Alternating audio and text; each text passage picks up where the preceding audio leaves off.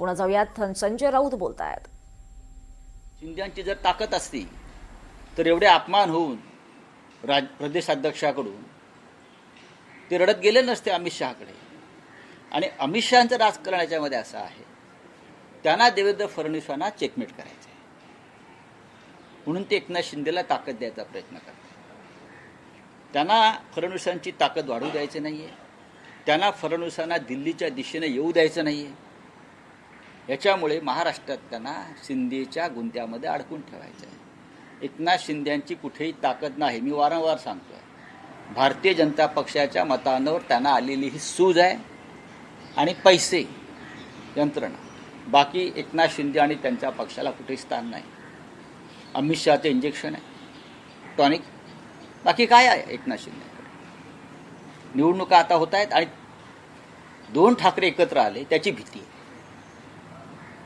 महाराष्ट्रामध्ये माननीय उद्धव ठाकरे आणि माननीय राज ठाकरे हे एकत्र आल्यामुळे यांना भीती आहे की आता आपलं काय होणार. त्याच्यामुळे मराठी माणसाच्या मतामध्ये तुकडा पाडण्यासाठी अमित शहानी एकनाथ शिंदेंना कोणत्याही परिस्थितीत बरोबर घ्या असा संदेश दिलेला आहे. खरं म्हणजे महाराष्ट्रातलं भारतीय जनता पक्षाचं जे संघटन आहे ते या महायुतीच्या विरोधामध्ये. पण आपण जर बघितलं त्याच एक पाऊल मागे घ्यावं लागलं या सगळ्या. नाही, मी बघा असं म्हणणार नाही. हा त्यांच्या पक्षाचा अंतर्गत प्रश्न आहे. पण हे जे घडतं आहे हे भाजपच्या, महाराष्ट्रातल्या भाजपच्या मनाविरुद्ध घडतं आहे, हे मी तुम्हाला खात्रीनं सांगेन. पण त्याच वेळी ज्या ठिकाणी ठाकरेंचे जे नगरसेवक आहेत त्याच ठिकाणी शिंदेचे नगरसेवक त्यांना भाजपने विरोध केला. त्याला बघा, हा त्यांचं काय म्हणणं आहे मला माहीत नाही. त्यांनी आमच्या विरुद्ध कोणी उभं करावं, भाजपने उभं राहावं किंवा अमित शहाच्या पक्षाचे जे लोक आहेत मिंदे गट त्याने उभं राहावं. कोणाशीही सामना करण्याची आमची तयारी आहे.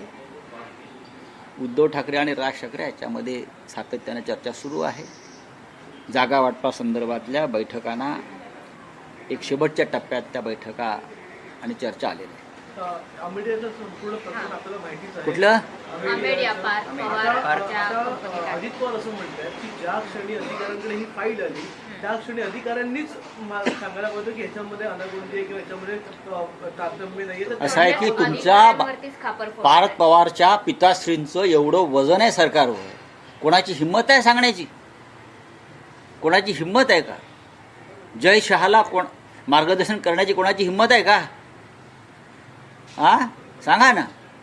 जय शहा सांगेल तेच कर, तसं पार्थ पवार सांगतील तेच कर.